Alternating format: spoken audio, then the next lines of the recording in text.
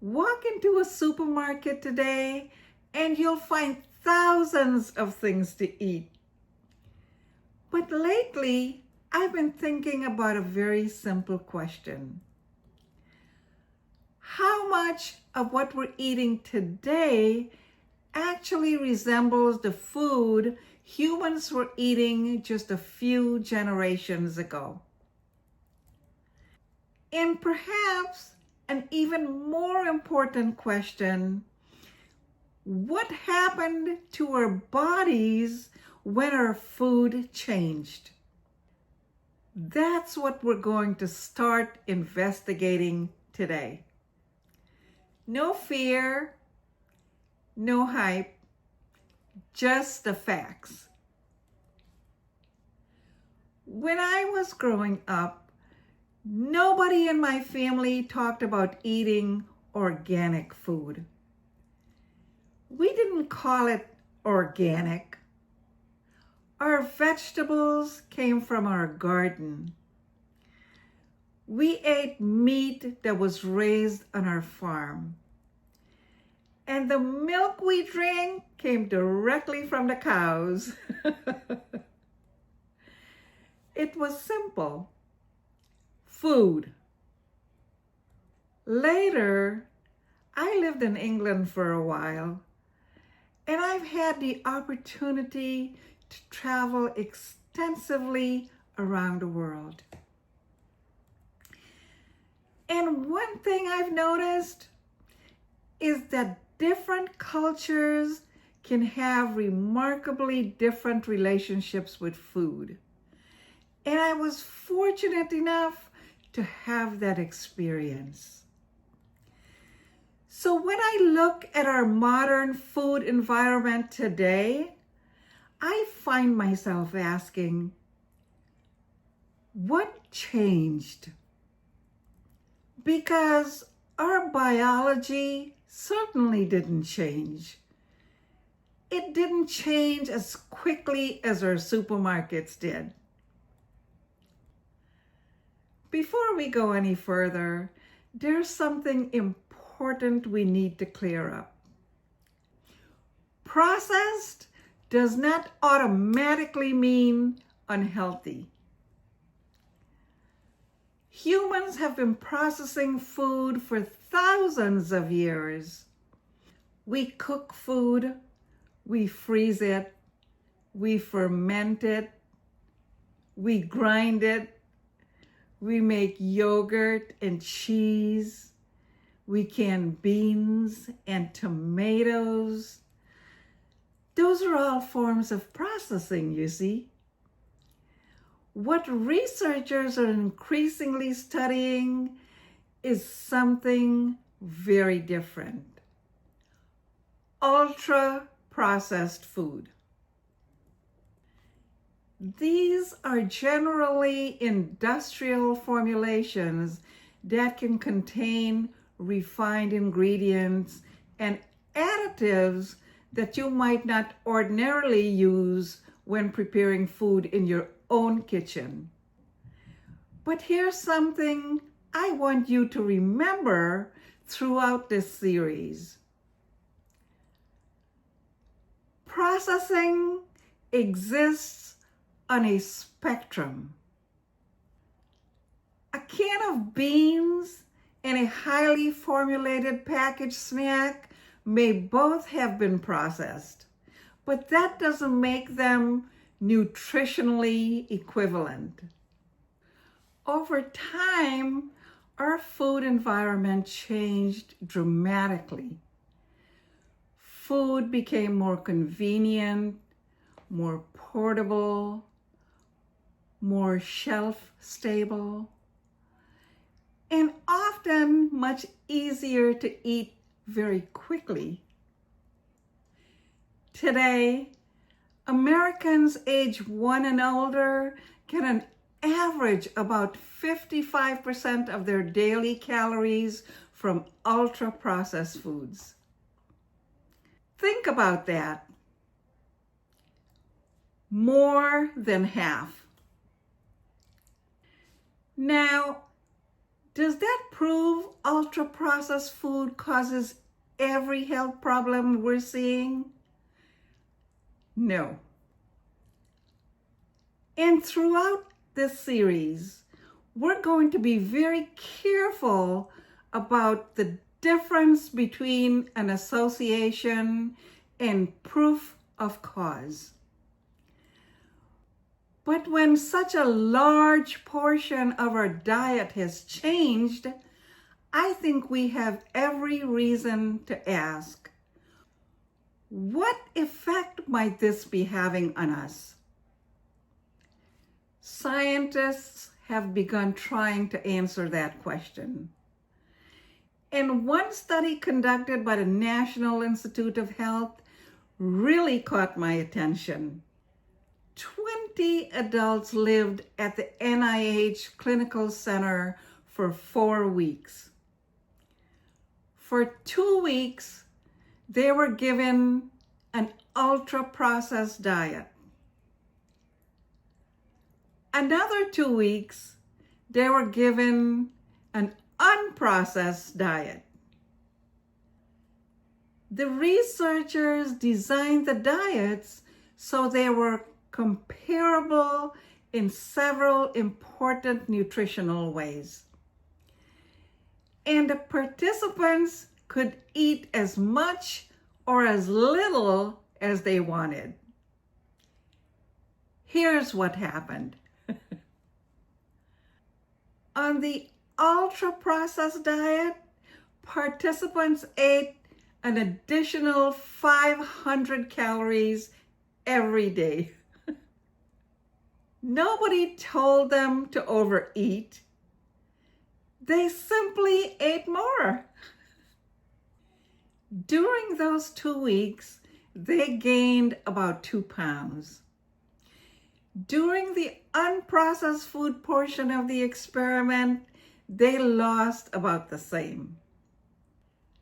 And that made me think about something we hear all the time. Maybe we shouldn't ask, why don't people have more willpower? Perhaps we should also ask, what is it about our modern food environment that may be encouraging us to eat more? Researchers are still working to understand exactly why. And there probably isn't one simple explanation. Eating speed may matter. Energy density may matter. The physical structure of our food may matter. Protein and fiber can influence how satisfied we feel. And some combinations of ingredients can make foods particularly easy to continue eating. Protein and fiber can influence how satisfied we feel. And some combination of ingredients can make foods particularly easy to continue eating. But there's something else happening that fascinates me. Your digestive system and your brain are constantly communicating. They're sending signals that help to tell you, I'm hungry, or I've had enough. And later in this series, we're going to investigate those signals, including one you've probably heard quite a bit about lately, GLP-1. Now, here's where our promise of no hype becomes important. Foods placed in the same broad category can have very different nutritional profiles. And newer research has added another interesting piece to the puzzle. So, this isn't a story about dividing foods into good or evil. It's a scientific question, and the science is still developing. That's exactly why we're going to investigate it together. Having lived in England and traveled extensively, I've also noticed that people's relationships with food can look very different around the world. Italy particularly fascinates me, but we're not going to say Italians eat olive oil and pasta, so that's why they live longer. Human health is much more complicated than that. We need to look at food quality, portions, movement, meal patterns, social connections, healthcare, culture, and many other factors. Later in the series, we're going to investigate all of that and ask, what can we actually learn from Italy? So after hearing all of this, please don't go into your pantry and start throwing everything away. I'm certainly not going to do that. Instead, I want you to try something much simpler. For the next 7 days, just observe. Don't diet, don't judge yourself, and don't try to become perfect. When you pick up a packaged food, turn it around. Look at the ingredients and ask yourself, what is the actual food here? How quickly do I eat it? Does it satisfy me? How do I feel an hour or two afterwards? That's it. We're simply becoming more curious. Because before we can change our behavior, we first have to notice it. When I think back to the garden where I grew up, the vegetables, the animals, the fresh milk, I don't think the answer is that we all need to go out and buy a farm. Although, I sure wouldn't mind having that garden again. Maybe the lesson is much simpler. Perhaps we need to start putting more food back into our food. Foods that nourish us. Foods that satisfy us. Foods that still resemble the ingredients from which they came. Not perfection. Just a gradual shift back towards nourishment. But now we've opened another question.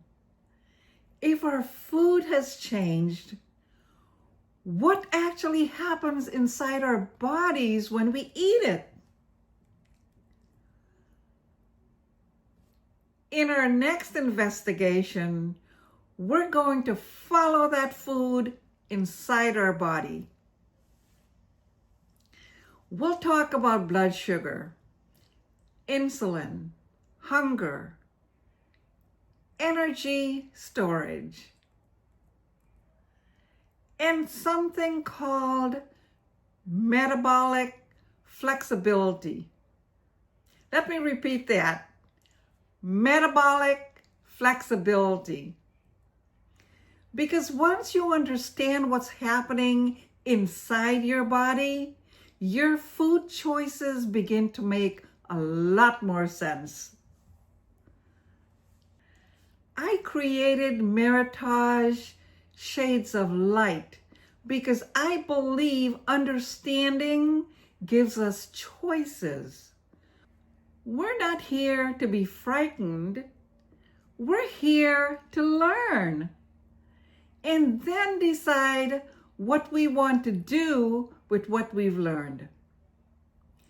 Until next time, take good care of yourself, and we'll see you in the next video.